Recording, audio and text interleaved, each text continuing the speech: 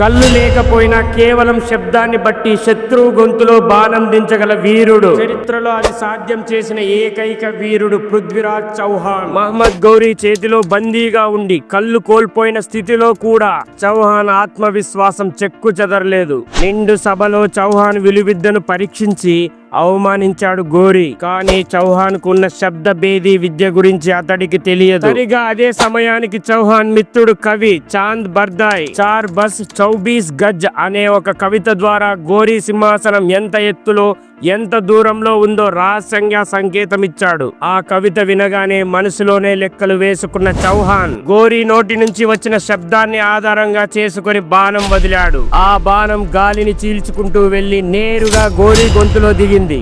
కళ్ళు లేకపోయినా శత్రువుని మట్టి కరిపించిన ఆ వీరత్వం భారతీయ చరిత్రలోనే ఒక అద్భుతం. ఆ వీరుడి చరిత్ర మనందరికీ గర్వకారణం. జై హింద్. ఇలాంటి మరిన్ని లేటెస్ట్ అండ్ ఇంట్రెస్టింగ్ టాపిక్స్ కోసం మన ఛానల్ను సబ్స్క్రైబ్ చేసుకోవడం మర్చిపోకండి.